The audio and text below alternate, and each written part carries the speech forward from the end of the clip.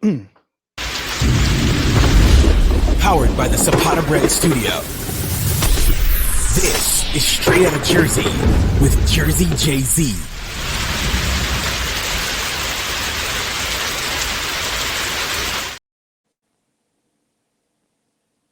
What's up, guys? I'm Joe Zapata here, straight out of Jersey, with legendary WWE superstar, the Warlord. How you doing, man? Doing great today. Everything's great. How are you? Good. I'm doing great, man. Good. I wanted to ask you, first of all, as we get into it, you know, you took a lot of bumps and you're in bodybuilding and stuff. How is your health today? How are you feeling? You know, I'm lucky I can still walk. Sometimes not all the way straight up. It takes a little while to straighten up really good.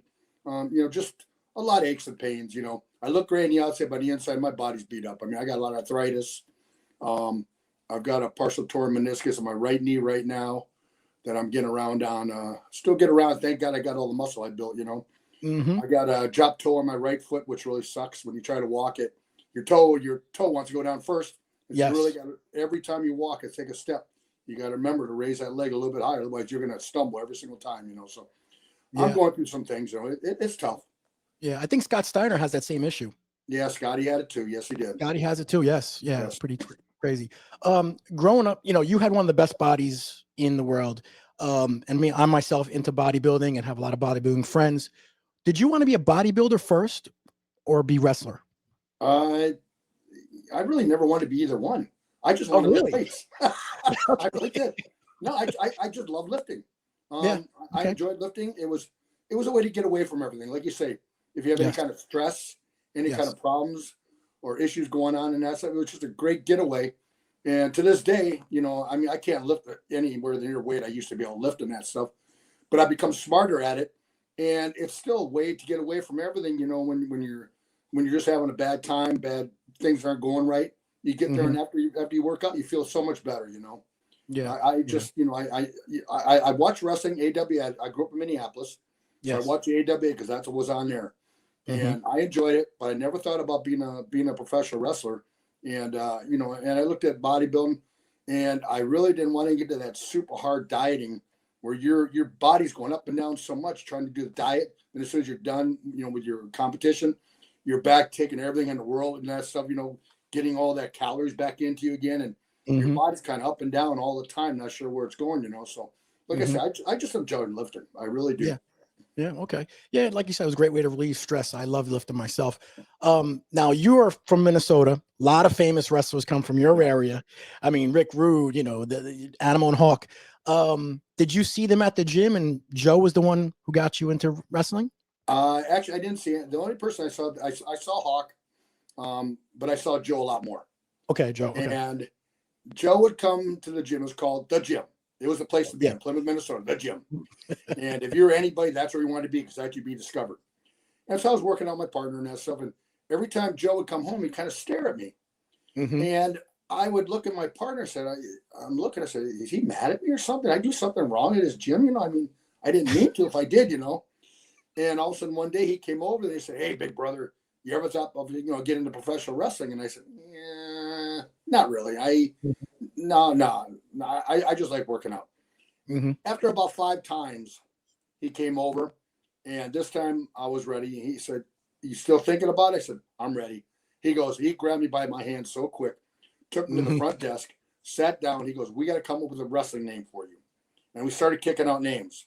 And he said, you're a lot like us, you know, big like us, look like us, everything else is Warlord. I said, I love it. I love it. And then he got me set up with Eddie Sharkey right away. And from there, it went from there. Wow. That's pretty good. Now, did you know, were you smartened up to the business when you started? No. Okay. When we started, we hit each other so hard in the chest that we had blood vessels broken. I mean, you had blood everywhere and that stuff, you know. I mean, there was no smartening up. It was like Animal said and all these things. There was no being smartened up, man. We were big guys. We were just nailing each other. Okay. All right. So when was your first match? Remember your first match you ever had? Yep. It was actually at Prince's place in Minneapolis. First Okay. Avenue. Yeah. Oh, wow. Where he made the movie and all that, you know. And it was pretty cool because we're downstairs getting dressed. You know, you're dressing in the dressing rooms where they had showed a lot from the movie and that. And, you know, going up there and, you know, just you know, I was only in the ring a couple times before I went to the NWA when I got Yes, there. you went to the NWA. So I wasn't in very much. I didn't have much experience in the ring. And all I remember is going on that match, and man, I just laid things in. I laid a clothesline in. I laid everything in. I mean, boom, boom, boom. I mean, I just kill him, the guy. Just kill him. But I wasn't smart. That's what I thought was right. Yeah, exactly. Yeah. And wrestling back then, you know, everyone believed it was real back then in those days. They did. Yes, because you guys really laid it in. I mean, yep. Gave people potatoes, that's for sure. Oh yeah. So when did you meet Barb? Actually met him. I met him the first time. I didn't know him very well. He trained at my gym when I first came to Charlotte, North Carolina, in the NWA. Okay. And I knew there was this other big guy training there, and it was Barb. And you know, Barb really didn't talk to anybody back then, not much of that. So, you know, we're working out, and all of a sudden I saw his wife come there, and she had this basket in her hand, and all I saw was these arms sticking out one side and his legs sticking out the other. That was her oldest son, Joey, when he was a baby. I mean, it was wow. my God, what the heck kind of creature's in that? It was huge, huge arms and legs sticking out, you know. And I really didn't know Barb too much until we actually got together, and we started talking back in 1987. Next year's gonna be our 40 years anniversary together. Yes. So, you know, it's kind of special this next year coming up. Yeah, but, we just started talking. We got along great. And all of a sudden Animal looks and he goes, "You're the perfect tag team for us right there." He said, "You guys are bigger, and if you guys lay us out, it's believable." Yes. Because of the way you guys look and your size. And we can truly become true baby faces now. I mean, we're baby faces, but we're not baby faces. You know? He goes, "You guys can make us baby faces now." Yeah. And 100%. It went on from there. Yeah. Did you prefer baby face or heel?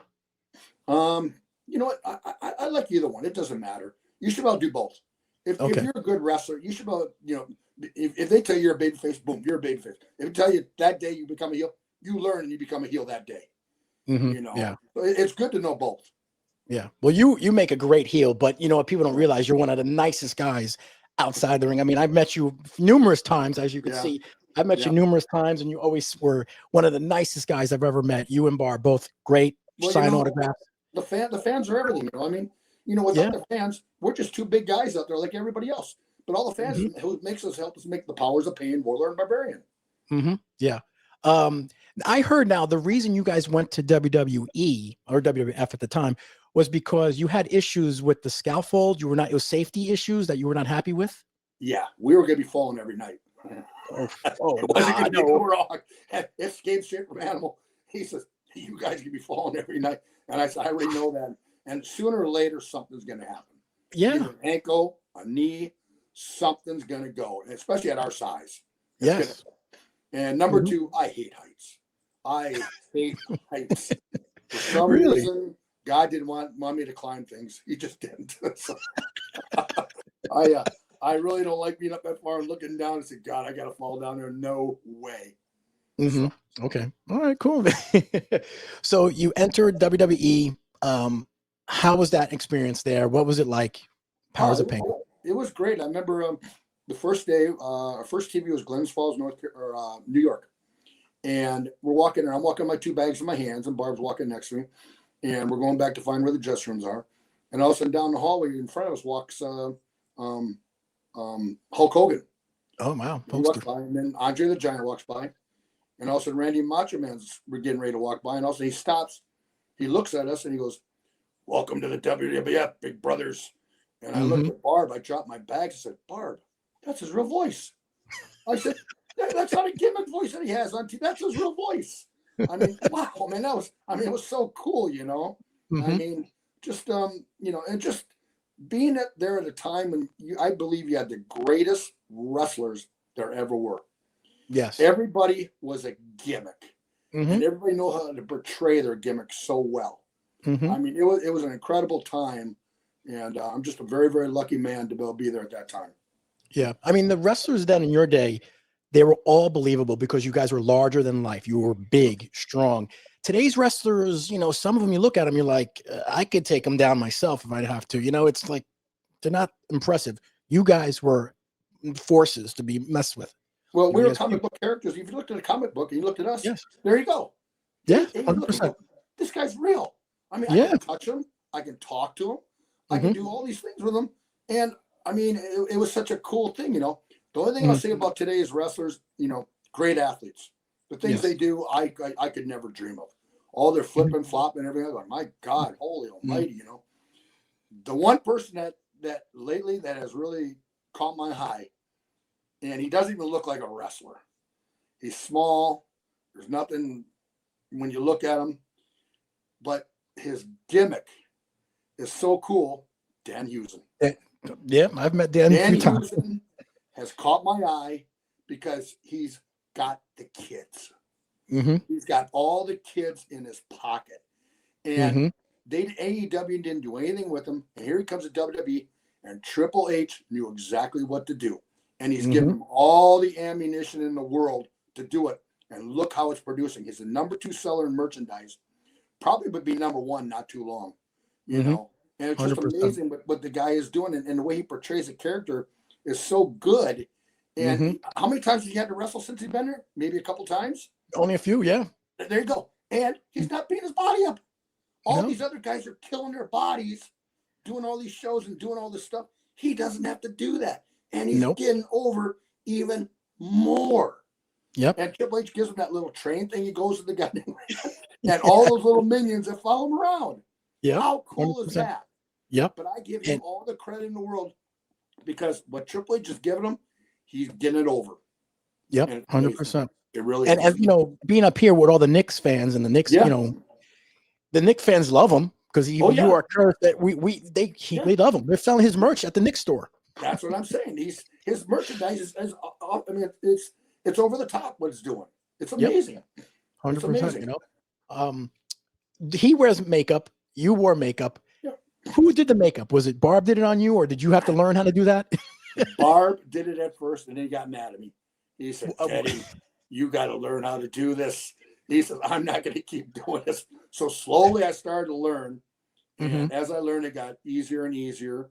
And pretty soon, you didn't even need big mirrors. You could have just a little compact mirror. There's no big mirrors around. You could do it and that stuff, you know. So it started working and that stuff, but it was tough at first. It was tough. It's not easy. No. Did the makeup get into your eyes at all during the matches, and did it, or how was it? Sometimes it was just when you're putting it on, it would get in your eye and it would burn. Oh, really? Burned. Okay. You know, I still remember a time in Albuquerque, New Mexico. This was with the it was the WWE. Fuji was with us, and it was a packed house, and we were coming back, and some guy threw a beer right in Barb's face. Oh boy! Wrong thing to do. Barb Definitely. took that railing with one hand and just threw it. He took that guy. He clotheslined him so hard. This guy took such a bump on the concrete, and I grabbed Barb and said, "Come on, Barb, let's go." You know, and we get to the back, and Barb was just fuming because his eyes are just on fire. You know, from doing that. Oh yeah. And so the cop came back. He says, "Well," he said, "the guy wants to file charges." And so the cop was very smart. He told the guy, "Listen, I got no place I can put you. I got to put you in. There's only one room I can put you in." When he opened that door, who was sitting there? Fuji, me, and Barb. Oh wow! The guy looked and he says, "I'm out of here. No charges. I'm gone." He took off so fast. Barb was so mad. His eyes were still burning. You know, he's trying to get that makeup off. You know, and the only time it really hurt on me in the ring is when WrestleMania 5 when Fuji did the salt at the end. Oh, and okay. I think I was holding Smash at the time, and he got away from me, and Fuji put that salt right into my face. Well, I thought, you know, just a gimmick. No, that salt, when it goes in and your pores are open, it goes right into your pores. Really? I didn't know that. Into my eyes with the makeup on. And man, wow, I was in pain. I was in pain from that one. I said, I thought it was just a gimmick, Fuji. Oh, no. Warlord, that's a very strong. I said, yeah, it is. Yeah. You know, you speak of Fuji, and he is known to rib. He's known to rib a lot of people. You know, and I got a ton of stories I hear from him. How was it with Mr. Fuji, the devious one? Fuji was great. I love being with Fuji. First of all, Fuji taught me a lot about the business. Okay. He taught me a lot about just working, but also behind the scenes too and that stuff, which helped me a lot.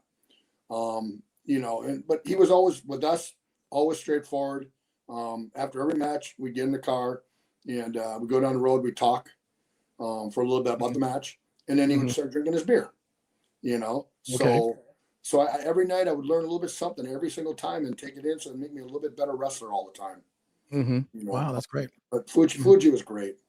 Yeah. Did you like Slick also, or Fuji Slick was great too. I didn't get to travel with Slick. Slick did most of the TVs and the big shows, but Slick was a great talker, and he was great at what he did out there and that stuff. Things that they asked him to do, he was great at. Wow, super nice guy. Yeah. You're famous for being on this show where you did the bench of 500 pounds, I think 19 times. Yeah, 19 times. People say that those were fake weights. There's no way those were fake. Take a look. I tell everybody, put 500 pounds on a bar at the gym. Take a look at it. Take a look at mine. Take a look at that weight there.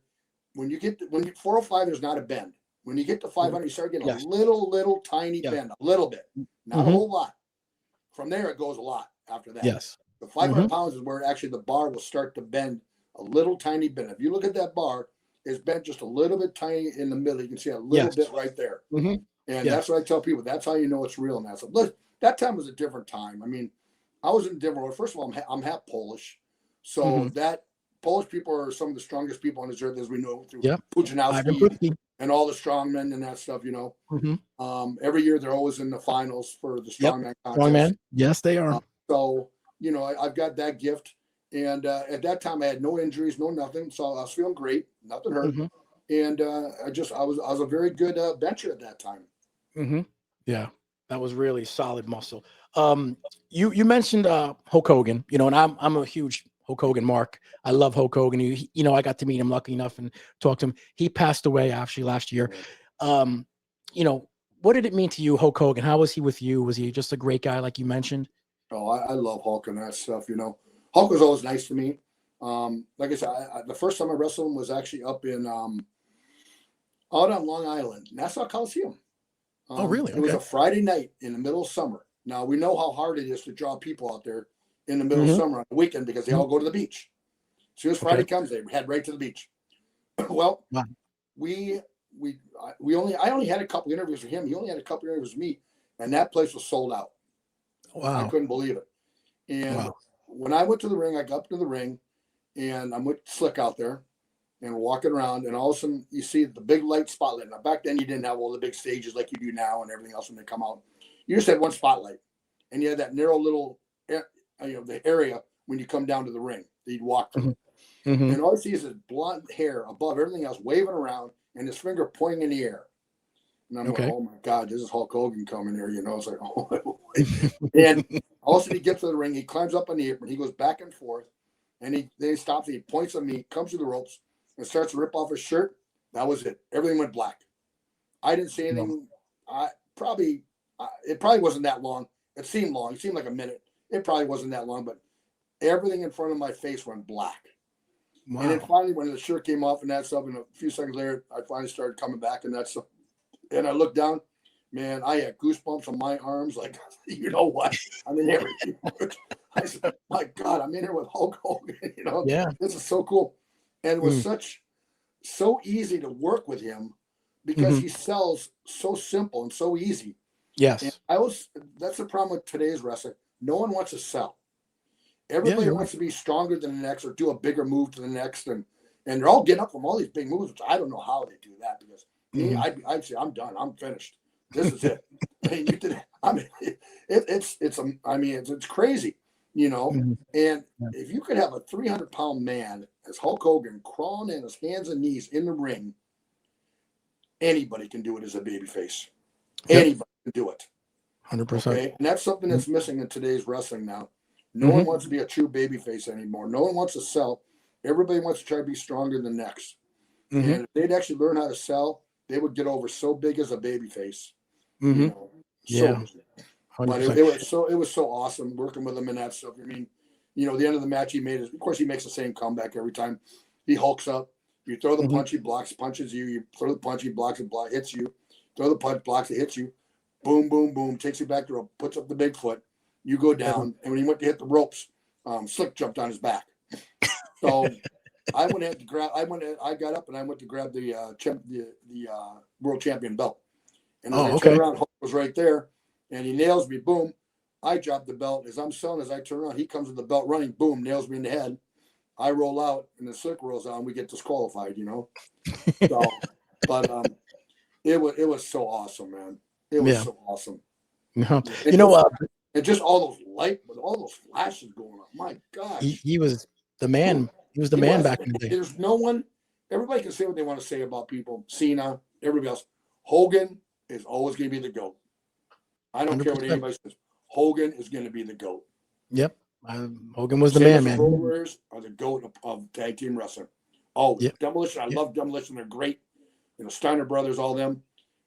Road Warriors changed tag team wrestling. Yeah, they did. They did.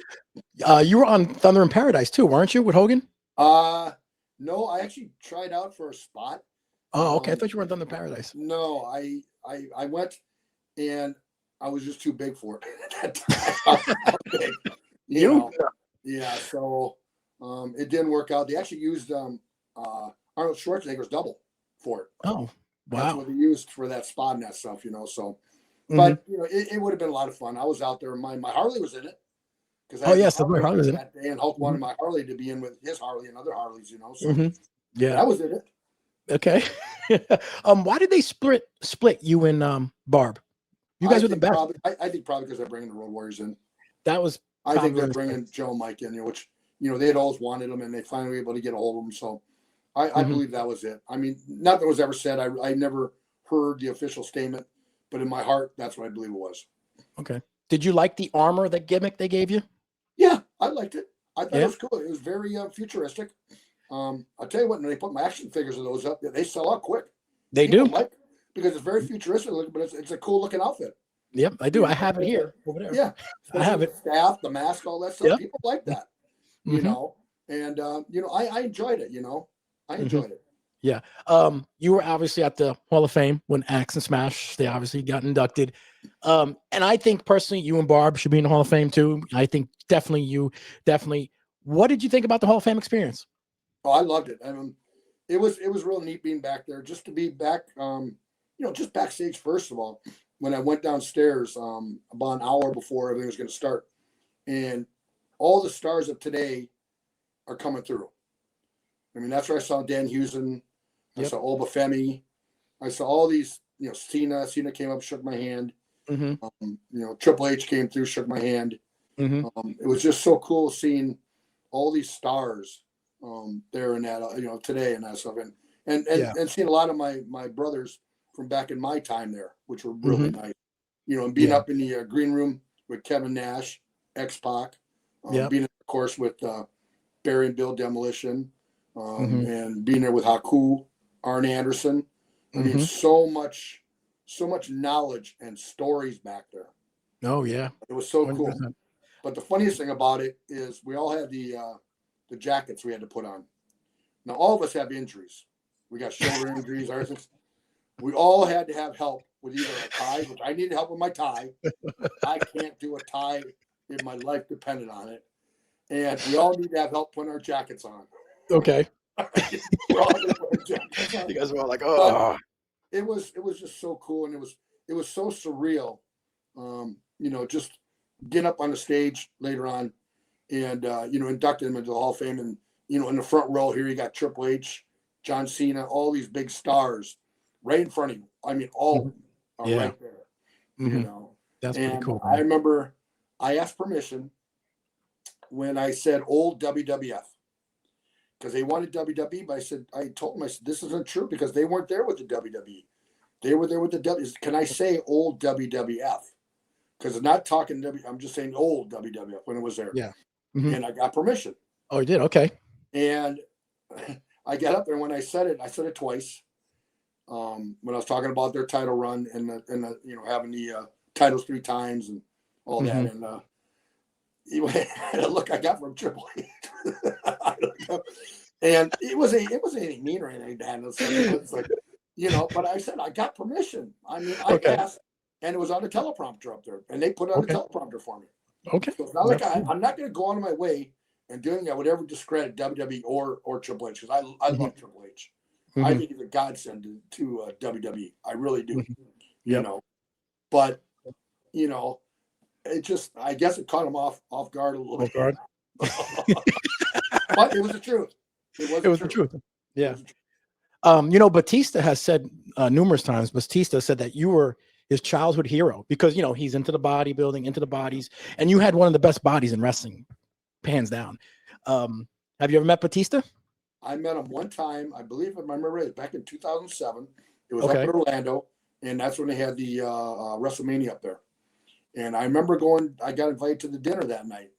Oh, wow. And at the Marriott. And I went to the dinner, and somebody came on. I guess it ended up being Batista's brother. And he says, I guess somebody wants to meet you. I'm saying, who? I mean, you know, people didn't know I was coming. And there comes Dave around the corner. And he comes up and gives me a big hug. And he goes, I've always wanted to meet you. You know, I mean, it was such an honor. And I remember going to the Raw taping the next night on Monday night.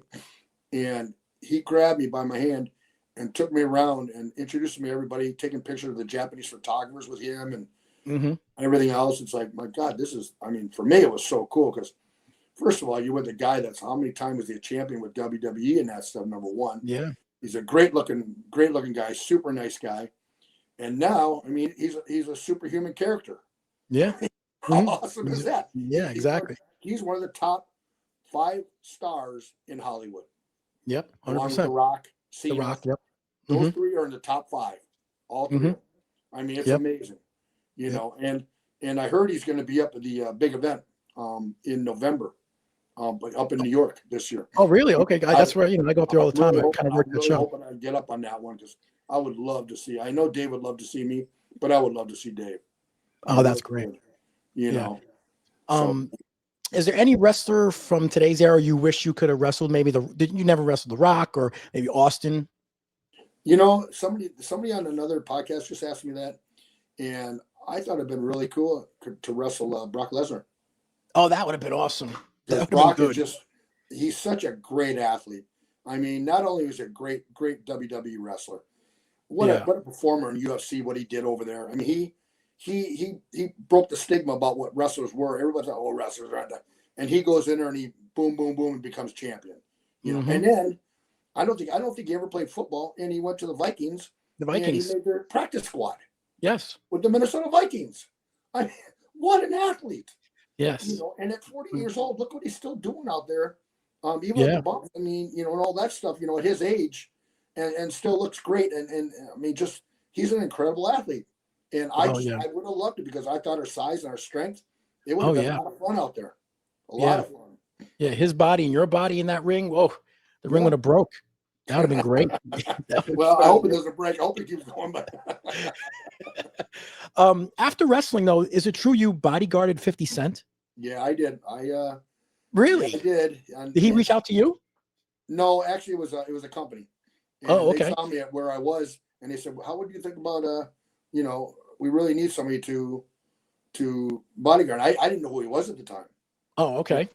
I did not know, and so I flew up there, up to New York, and when I got there, they picked me up and take me, and they go, "This is who you're going to bodyguard," and I was like, "Okay, Curtis Jackson." I mean, who's Curtis Jackson? I didn't know at the time. And then I found out real quick. Real quick how big he was. You know, and let me tell you, he's a super guy. He would try to work out every time he could. Always try. He ate great. Didn't drink. Didn't do any drugs. And the guy worked hard. When he had the opportunity to work, he was working. I mean, we flew to England one time, and as soon as we got there that morning, we went right to a studio. No time, right there, because he, you know, the time is the time. You know, when it's your time, you got to take it and you got to run with it. And he was amazing at what he did in that, you know. And like I said, I loved him. I didn't like a lot of people that hung around him. I think they used him, and he felt that he still needed to take care of them and look after them, which I didn't think he had to because he didn't owe them nothing no more. He didn't owe them anything. No, 100%. You know, you still hit the gym because you look fantastic. You still hit the gym as much as you can. Yeah, I do it 4 days a week. Okay, good. Monday, Tuesday, Thursday, Friday, and like I said, you know, you got to keep your blood flowing. Yep. It doesn't matter if I live to be 80 years old, I'm still going to be at the gym. I'm not going to be lifting anything like I was, but I'm still going to keep that body flowing, still keep that blood flowing, because blood is life. Yep, 100%. And it keeps you going. Yep. Resistance training is very important. Resistance training is very important. Yes. If you sit around, your body becomes old real quick. It starts to correct. 100%. You know, thank you so much for your time. You know, like I said, you're one of my favorite guys always to meet and talk to. You are on Instagram at Real Powers of Pain. Real Powers of Pain. Real Powers of Pain. Where can people find you? Yeah, X. We're also at The Powers of Pain on X. Okay. And we also have Facebook. Okay. Yeah, we didn't start it till March of this year, but we've been doing real well with it and that, you know, which I'm very happy with it. And as I found out, you got to have social media now. You do. You have to have it. You do. Yes. Where are you going to be signing autographs next? We're going to be down at the actually Wildwood, New Jersey. Oh yes, I'm going to be down there. I'm going to see you. I think that's July 23rd. And correct. then the next morning we got to be over at the Gathering down in Charlotte, North Carolina. Oh wow. Okay. So we got to be down there. All right. Well, you know, Terry, thank you for your time. I appreciate everything. You're one of the best. Let's do this again. I'll see you in Wildwood, my friend. Great. Thank you, Joe. I appreciate it. You got it, my friend. You got it, brother. Started from nothing. Jersey streets, we owned it. Jay-Z pumping iron. Body builder coating. Years on the